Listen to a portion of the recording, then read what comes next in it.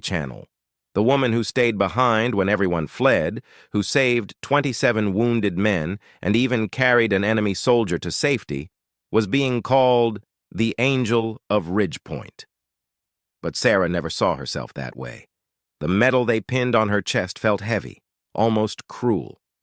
Every time the cameras flashed, she saw their faces, the ones who hadn't made it. The quiet that followed each ceremony felt louder than the battle ever had. In the evenings, she sat alone by the window of the recovery ward, watching the sun set over the same hills where it all happened. She'd trace the scar on her shoulder, feeling the pulse beneath it. A reminder that sometimes courage isn't about charging forward. It's about refusing to walk away. The narrator's voice would soften here. Slower, lower. They called her a hero, but to her she was just a nurse who kept her promise. The camera would pull back, Sarah sitting quietly in the golden light, her uniform folded neatly beside her, her eyes lost somewhere far away. And as the music swells, the screen would fade to black with one final line. She stayed behind when everyone fled, and what she did next saved a battalion. For the first time in hours, Sarah allowed herself to hope. That red flare painted the night in streaks of crimson, its reflection glinting off the shattered medical equipment around her. But hope was fragile, and it was fading fast. The enemy saw the flare too. Within minutes, gunfire erupted again, heavier this time. They were closing in from the ridge, maybe 50 men. Sarah's rescue team was still on the move, still fighting their way through. She was caught between both worlds, a target on one side, a savior on the other. She positioned herself at the doorway, rifle raised. Every muscle screamed, every breath burned. But she refused to fall. Not yet. The camera would catch her silhouette against the fire, smoke curling behind her, rifle in hand, eyes locked forward. She fired into the darkness, buying precious seconds. Her shots echoed across the compound like a heartbeat refusing to die. Her wounded stirred behind her, whispering prayers, clutching each other. Sarah didn't turn around. She couldn't afford to. Every second counted. Every bullet meant another man lived. The firing paused. Silence fell again. Deep, ominous silence. She heard footsteps crunching on gravel. A voice called out from the dark. Low, mocking, foreign. She didn't understand the words, but the tone was clear. Surrender. Sarah took a slow breath, her finger tightening on the trigger. Not tonight, she whispered, and when the first enemy stepped into the light, she fired again. The sky began to pale at the edges, faint gray bleeding into the horizon. Dawn was coming, but it didn't feel like hope. It felt like the end. Sarah's ammunition was gone. Her shoulder was bleeding badly now, the world tilting every time she tried to stand. The hospital, what was left of it, was silent, except for the crackle of flames. She crawled to the storage room, checking the wounded. Some were awake, eyes hollow, whispering her name. She forced a weak smile. Hold on. Just hold on a little longer. Then, through the ringing in her ears, came the sound she'd been praying for. Distant, but distinct. Gunships. The thudding rhythm of rotor blades rolled across the valley like thunder. She looked up through the broken ceiling and saw it, a formation of helicopters cutting through the dawn light. The rescue team was here, but the enemy knew it too. They opened fire again, desperate, chaotic. Tracers streaked across the sky. Sarah grabbed her rifle, empty, and threw it aside. Then she did something no one expected. She crawled out through the rubble, into the open. Smoke and bullets filled the air. She limped toward the edge of the compound, waving her arms toward the helicopters. "Over here!" she screamed, her voice breaking. "This way!" The camera would slow here. Her silhouette against the rising sun, the wind whipping through her hair, bullets kicking up dust around her. One last explosion erupted behind her, the hospital collapsing completely. And in that moment, with the flames roaring and the dawn breaking, Sarah Holden became the last thing standing between life and death for everyone she had saved. The gunships opened fire, ripping through enemy lines with a storm of lead. Dust and debris filled the air. Sarah ducked behind a burning vehicle, coughing, covering her face. The ground shook as the first rescue team landed. "Lieutenant Holden!" a voice shouted. She turned, barely able to see through the smoke. A squad of soldiers sprinted toward her, faces she knew, voices she recognized. Relief hit her like a physical blow. They reached her just as another mortar exploded nearby. "We've got you!" someone yelled, grabbing her arm. But Sarah shook her head, pointing back toward the ruins. "No! My wounded! They're inside!" The squad hesitated, then followed her back into the collapsing building. The camera would follow in jerky, handheld motion. Flashes of chaos, collapsing beams, soldiers shouting over the roar of fire. Together, they lifted the wounded, carrying them out one by one. By the time the last man was loaded onto the helicopter, the compound was nothing but ash and ruin. Sarah stood in the doorway, looking back one last time. The place that had been her battlefield, her shelter, her nightmare, was gone. A medic tried to guide her toward the helicopter, but she resisted. "There's one more," she whispered. "The enemy soldier. I treated him. He's still in there." They stared at her in disbelief. "You can't go back," the captain said, but Sarah already had.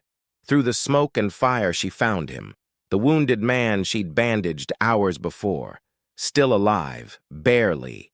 She lifted him by the shoulders and dragged him toward the light. When she finally collapsed beside the helicopter, both of them still breathing, the captain just stared. "You're insane," he said softly. Sarah smiled weakly. "No, just doing my job." Hours passed. The fire outside dimmed into a dull glow, painting the compound in shades of ash and shadow. Inside, Sarah worked like a machine, stitching, bandaging, whispering comfort to the dying. Her hands were raw, her voice barely above a whisper. She used the last of the morphine, the last of the gauze. Every sound outside made her flinch, every shadow looked like death. At one point, she found herself staring at a photo taped to the wall, a picture of her unit, smiling before deployment. She touched it softly. "You better make it out there," she whispered. The radio crackled again, faint but alive. "This is Delta Command. Anyone copy?" Sarah grabbed it instantly. "Holden here," she said, her voice cracking. "Still inside, still holding." There was silence, then static. Then a faint voice replied, "We're coming for you, Lieutenant. Hold tight till dawn." The relief hit her like a wave, but it was short-lived, because just then she heard the metallic click of a weapon being cocked. Behind her, she froze, turned slowly, and standing in the doorway was a wounded enemy soldier, barely conscious, his rifle trembling in his hands. Sarah didn't move. Neither did he. The two stared at each other in the half-light, two soldiers, both bleeding, both lost in the madness of war. The man's arm shook, his breathing ragged. Finally, the rifle lowered. He collapsed to the ground, coughing. Sarah just watched, her instincts torn between fear and mercy. She knelt beside him and checked his wound. "You're bleeding out," she said softly. He looked up, eyes wide, not understanding the words, but seeing the meaning. And in that moment, Sarah did something no one would have believed. She reached for a bandage. She worked in silence, her hands steady as she wrapped the bandage around the enemy soldier's arm. His breathing slowed, his eyes half closed, confusion flickering across his face. He couldn't understand why she was helping him, and truth be told, neither could she. But Sarah had made an oath, do no harm. And even here, in the middle of hell, she refused to break it. The man muttered something in his language, weak and broken. She didn't need to understand. His tone said enough. Gratitude and guilt. She pressed his hand gently against the wound. "Stay quiet," she whispered. Outside, distant gunfire echoed across the valley. The battle hadn't ended. It had only moved farther away. She glanced out the shattered window and saw red flares rising over the ridge. The camera would pan across her face, weary, covered in soot, eyes reflecting the glow of a burning sky. She turned back to her patients, her movements automatic now. Change dressings, check pulses, keep them alive. Her exhaustion didn't matter. Her fear didn't matter. Only the lives on those stretchers did. Hours blurred together. Once she thought she heard movement again, the crunch of gravel outside the door. She aimed her rifle ready, but it wasn't the enemy this time. It was the wounded soldier she'd saved, crawling toward the barricade, whispering a warning. He pointed toward the east wall, and then slumped over, gone. Sarah followed his gaze and saw it. A shadow slipping through the firelight, moving toward the rear entrance. Her grip tightened on the rifle. The rescue team was still hours away. She was alone again, and the fight was coming straight back to her doorstep. The attack came at 3 a.m. The first blast tore through the east wall, sending concrete and flame raining through the ward. Sarah hit the ground, covering her head as shards of glass sliced through her uniform. When she looked up, the hospital was half gone, a crater of smoke and fire where the patients had once been lying. She coughed, choking on the dust, her ears ringing. The world was spinning, muffled, surreal. Then the screams began. She crawled toward the wounded, dragging bodies out from under debris. The camera would follow her through the chaos, her hands bloody, her eyes wild, her voice cracking as she shouted for the ones still breathing. She pulled a soldier free, then another.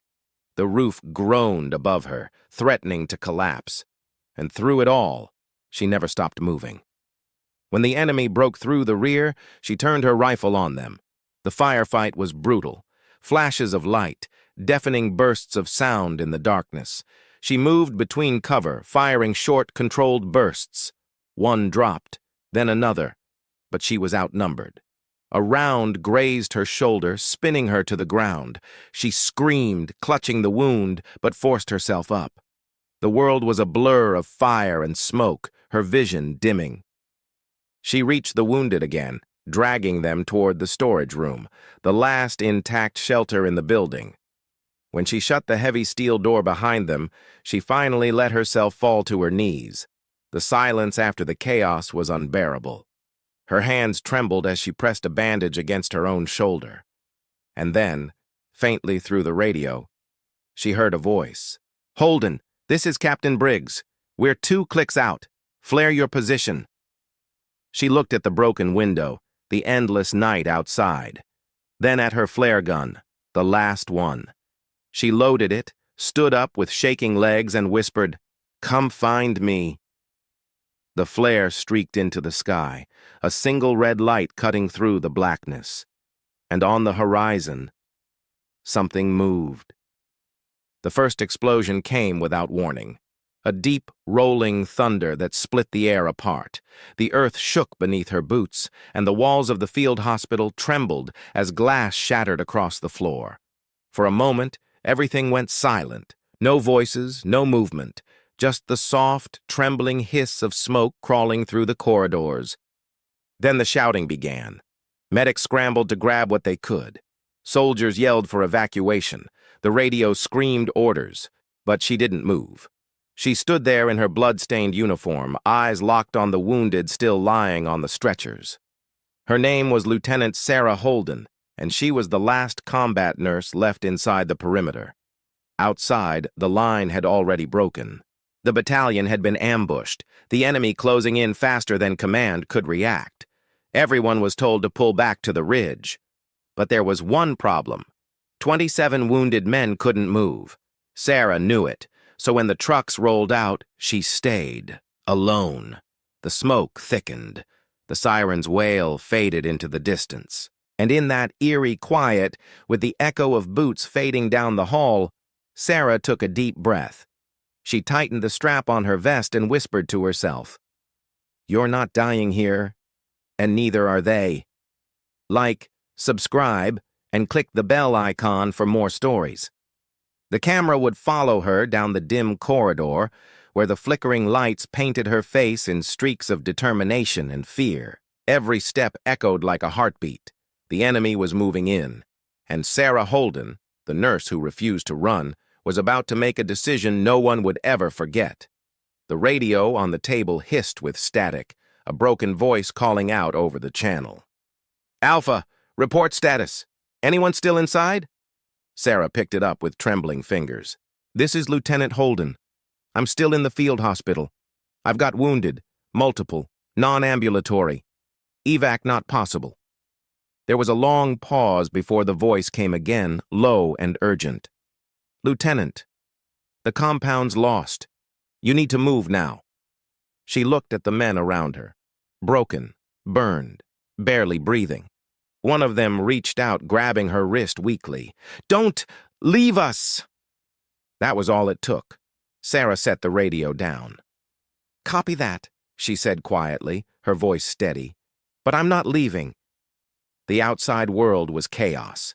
Gunfire cracking like snapping wood. Mortars landing close enough to make the ceiling rain dust. She moved fast, barricading the front entrance with overturned tables and broken gurneys. The camera would track her movements, her face streaked with sweat, her hands trembling as she reinforced the windows. The fear was real, but so was her focus. She found a fallen soldier's rifle in the corner. She wasn't a fighter, not by training. But she had steady hands, and right now, that would have to be enough. As night began to fall, the flames from burning vehicles outside lit the sky a deep orange. She could see shadows moving through the smoke, enemy scouts checking the wreckage. Sarah crouched by the door, her rifle ready. She whispered under her breath, "If they come through that door, I'll make them think this hospital's still held." And as the camera zoomed in on her eyes, the first enemy silhouette appeared in the shattered doorway. The first intruder stepped inside quietly, scanning the dark hallway with a flashlight. His boots crunched on broken glass. Sarah watched from behind the medicine cart, holding her breath. Her heart pounded so hard she thought he'd hear it. When his light beam hit the stretcher beside her, she fired. One clean shot. The man dropped instantly. Then, silence again, until shouting erupted outside. More were coming. She ran to the window, peering through the cracks. A small squad, maybe 6 men, moving in fast. She had to act. Sarah grabbed smoke grenades from the emergency kit and pulled the pins, tossing them into the hallway. The thick white fog filled the air, masking her movements as she dragged the wounded deeper into the rear room. The camera would show her struggling, her face illuminated by bursts of orange fire outside, every muscle tense as she pulled a soldier across the floor. Sweat dripped from her chin. Her breath came in gasps. The sounds of footsteps echoed through the smoke. Closer now. Then came the terrifying realization. They were inside. Sarah knelt by the last man, pressing his hand against his bleeding leg. "Stay quiet," she whispered. Then she lifted her rifle again. Through the haze, the enemy moved like ghosts, dark outlines in the shifting smoke. Sarah fired 3 times, each shot echoing down the hall. She didn't miss. When the smoke finally cleared, the floor was silent. She had held the line. For now. But as the night deepened and the last of her ammunition ran low, Sarah knew this was only the beginning.